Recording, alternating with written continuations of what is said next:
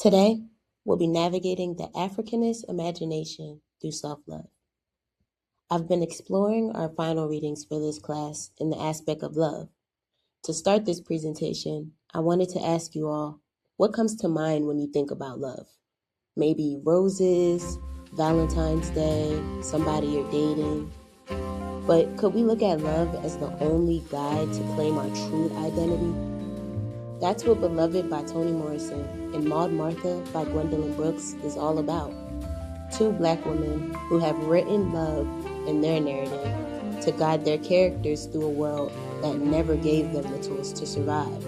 You're probably wondering, what is the Africanist imagination? Well, Toni Morrison asked herself, who are Black characters actually written for?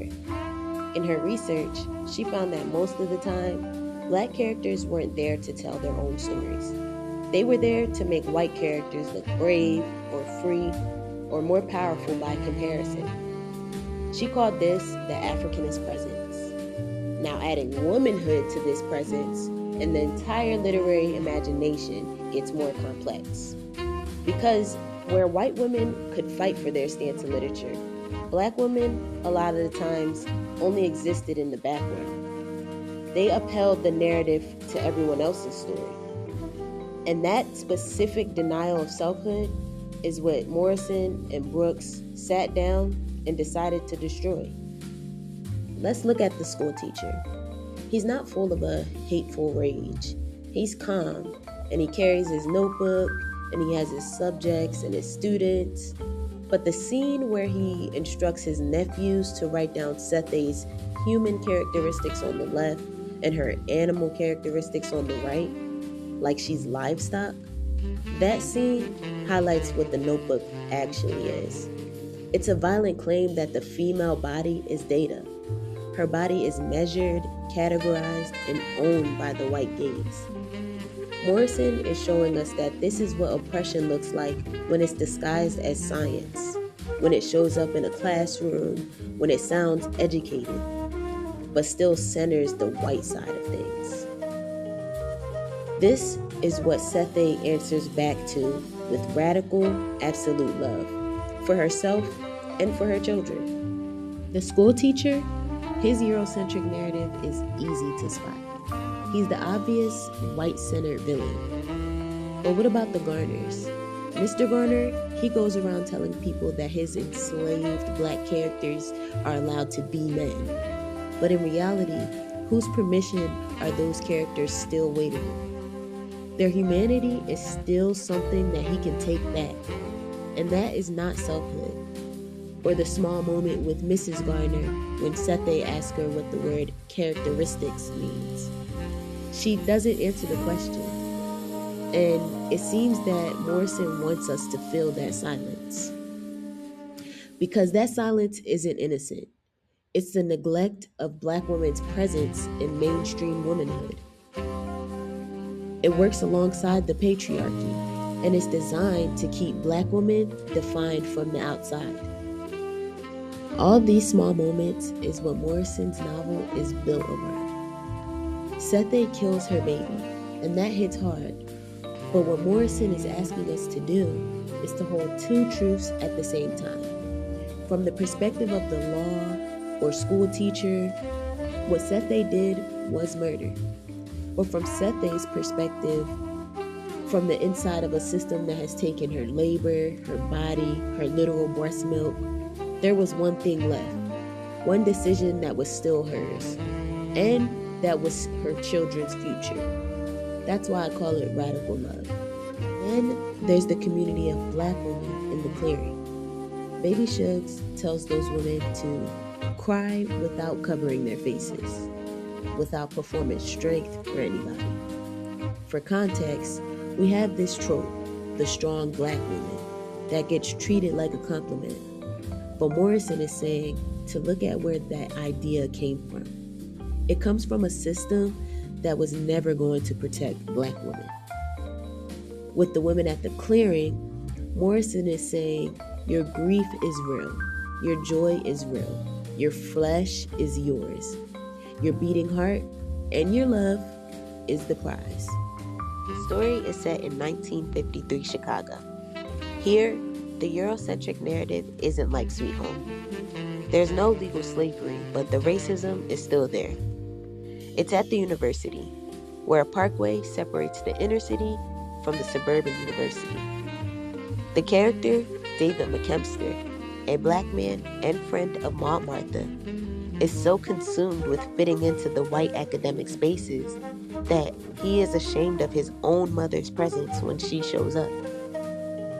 The worst case of the Eurocentric narrative is within the character Paul, who is Maud Martha's husband. When he's out with her, he overthinks people looking at him as if he could do no better than the dark-skinned woman he married. This ranking of black women by how close they present to whiteness is the exact same categorizing logic from the plantations. But now it moved into the culture, into the community, into the friendships and marriages.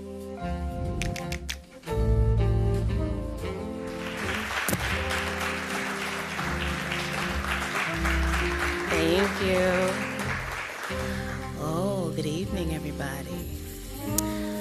I am Rosalind Ruff, and I am going to read a little bit of Maud Martha by the great Gwendolyn Brooks.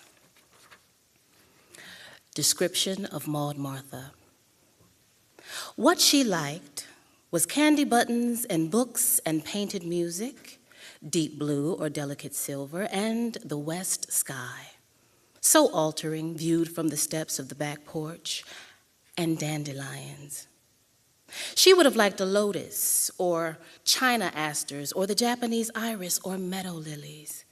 Yes, she would have liked meadow lilies because the very word meadow made her breathe more deeply and either fling her arms or want to fling her arms, depending upon who was by, rapturously up to whatever was watching in the sky.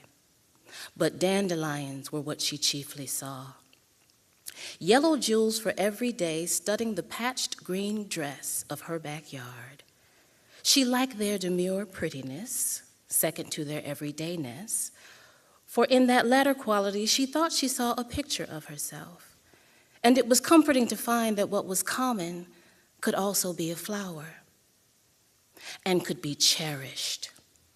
To be cherished was the dearest wish of the heart of Maud Martha Brown. Maud Martha's response to the Eurocentric narrative is quiet.